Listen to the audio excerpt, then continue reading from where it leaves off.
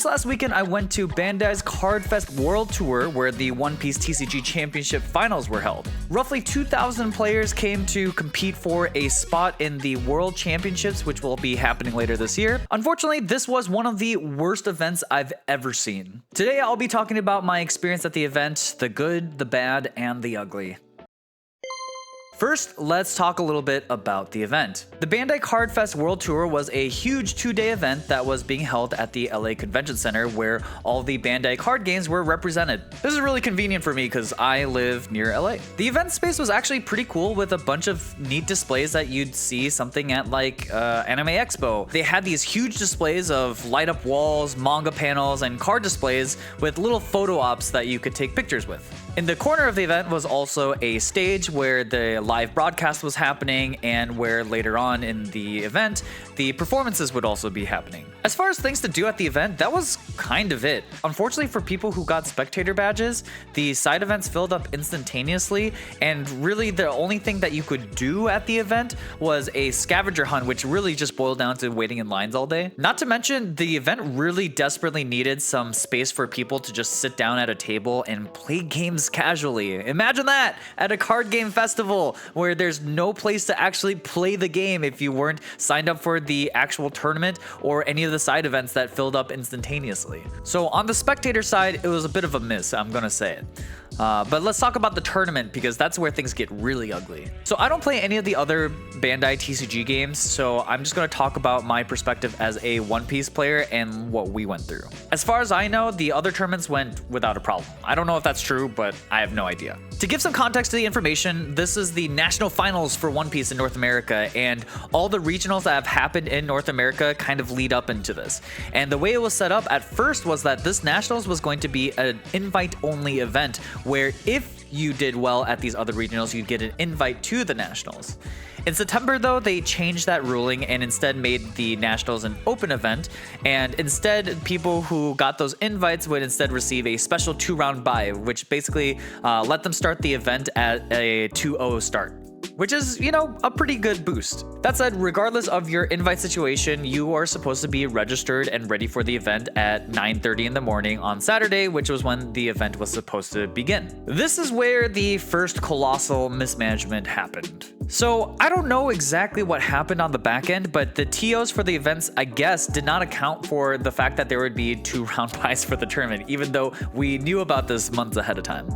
Because what ended up happening was that all the players who registered, because, you know, they're supposed to register for the event, got double registered in. Now they were entered into the main tournament as kind of, you know, our regular people, but also as round 2 buys. And so they had all the people who had round 2 buys line up and unregister for the event, so that way they were no longer double registered for the event. Out of curiosity, I looked up the Bandai invite list to see exactly how many people had to unregister, and it was over 500 people. This massively delayed the tournament, and we didn't actually start round 1 until noon. Oh yeah, and at this time, my roommate, which a lot of y'all know as the Asian Avenger, in his registration in the morning, they messed up and didn't give him his participation packs.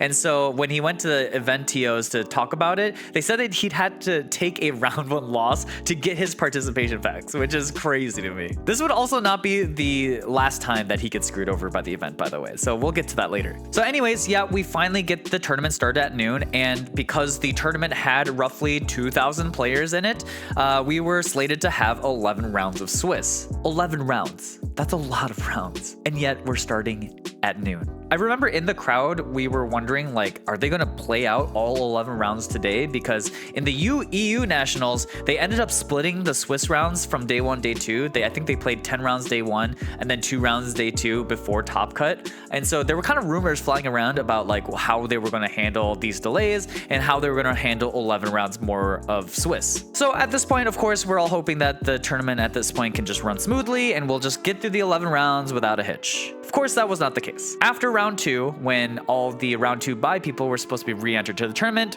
we all get paired up and we all sit down, and there's a announcement that goes on that says that we have to repair. And I assume that this was a problem with all the people who had buys suddenly entering the tournament. This delayed us yet again for, I don't know, maybe another 30 minutes or something. But after the delay, we finally get back started. And you'd think at this point, it's just the regular tournament now. There's no, buys to keep track of, and things should just run smoothly from here on out. That is not the case. And in fact, we'd get repaired 2 more times during this event. By only round 5, it was already 6 p.m. The morale in the event was so low at this point, everyone looked absolutely miserable to be there. As we get further into the night and further into the tournament, there were more rumors circulating about what is going to happen. Because as far as most people know, at some point the convention center is going to kick us out. This was not slated to be like a, one of those like 24-hour events. So we were all just wondering what the heck is going to happen at this point. That said, after a couple more rounds, there was an announcement that happened before we started another round, and they announced that we would be finishing all of the Swiss rounds tonight. And the groans and cries in the crowd, I mean, they were deafening at that point. No one wanted to be here that late, and everyone was just like, the mood was just so sour. And I truly hope that Bandai heard us. I cannot explain to you the misery that was this event. After round 10, which by the way had another repair, they suddenly announced that the tournament was going to simply end the Swiss rounds right there and then. This would be at around 11 p.m. So now normally I would be really excited to finally get to go home and collect whatever prize packs I have earned at that point, because I went 8-2. But the cancellation of the last round actually specifically screwed me out, because I just went down to 8-2, and so the last round actually would have been a win and in situation for me.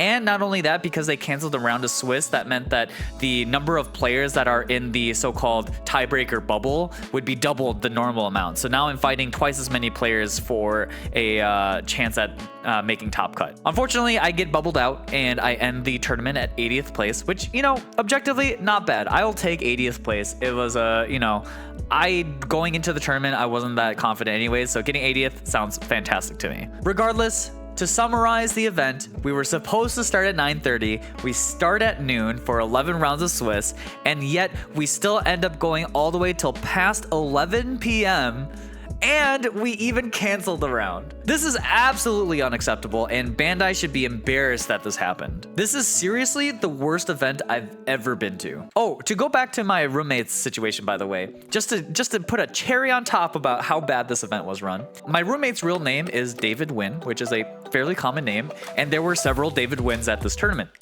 However, the tournament software does not distinguish players besides anything but their name. And so several David Wynns went to the wrong table and went to the wrong matches. And so some people actually just missed out on where they were supposed to be earning themselves round 1 losses. This happened again in round 2. And because, my roommate eventually goes up to the TOs and is like, this is unacceptable, they eventually started numbering the David Wynns in order to differentiate them. And they gave him a match win just as like an apology.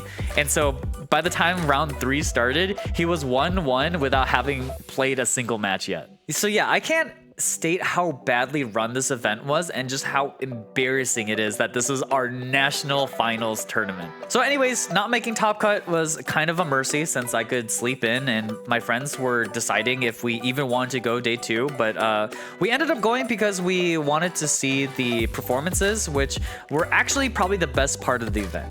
It was Maki, Otsuki, and Hiroshi Kitadani, who are like the guys who do a lot of the openings and endings for One Piece, and they were amazing. Great energy. They were fantastic performers, and the stage and everything. I mean, it was magical. That part was so good. 10 out of 10, and honestly salvages a lot about how I felt about the event. I think like going into day 2, I would have said this event was like maybe a 2 or a 3 out of 10 experience, whereas now with the performances, I at least feel like it was maybe like, I don't know, a 5 out of 10, 4 out of 10, I don't know.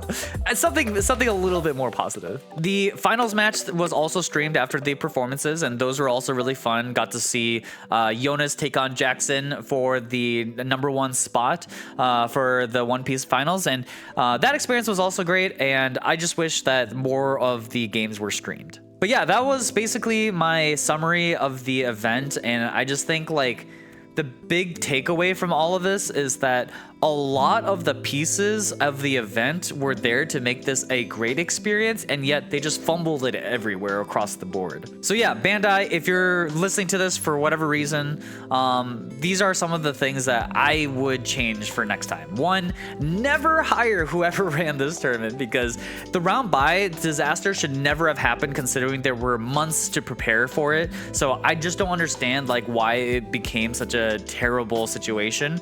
Two, never use best coast pairings as your tournament software ever again, because the software continued to fail over and over throughout the event, which caused more and more delays. Three, have space for people to sit down and hang out at your event, especially considering how hard it was to get into side events and how long the lines were for everything involved in the event. Like, give people a space to just play casually. Four, speaking of side events, run more of them, because clearly there was a huge demand for them and the demand outstripped the supply. It's almost like a metaphor for the card game as a whole. Five, run several tournament streams at the same time. There really should have been simultaneous streams for all the games. Like, looking back at the tournament stream again, like, it's crazy that only several games got any stream time at all. And for One Piece, which is the biggest game that was at the Bandai Card Fest, by the way, like, we only got one game stream. Like, I would have loved to have watched more of those streams, especially like for spectators. Like, give them something to watch. Like, if they're there for One Piece card game, give them a One Piece stream to watch. Like, why is it that we only got one stream and it was just kind of bouncing back and forth between games? Like, I don't get it. Like, I just feel like that was a mistake. And then lastly, always bring back Maki and Kitadani, because they were amazing and by far the best part of the entire event, and they're amazing and they're legends and I love them. So yeah, anyways, that was kind of my tournament experience. It was honestly pretty bad and I'm just glad that I performed pretty well, I guess, you know, going 8-2 and getting 80th place. Like, I guess I don't have that much to complain about, considering like I got a lot of bunch of cool prize cards and stuff like that. But I just hope that Bandai figures this out, because I truly believe that this is a special card game and they should really be celebrating how good this game is and how much the community loves this game. Like, it's just such a shame that this is like what ends up being kind of like the you know, hallmark event of the year for One Piece players, and it to go out like this. So I hope Bandai hears the community and changes things, and I hope future events will be run better. So anyways, that's it for this video. Thanks for watching. I hope you guys liked it, and please subscribe. It helps this channel. You know, it's brand new, and I've got a lot of content prepared for this, so I hope you guys join me on this little journey of this channel. So with that said, I'll see you guys next time. Peace out.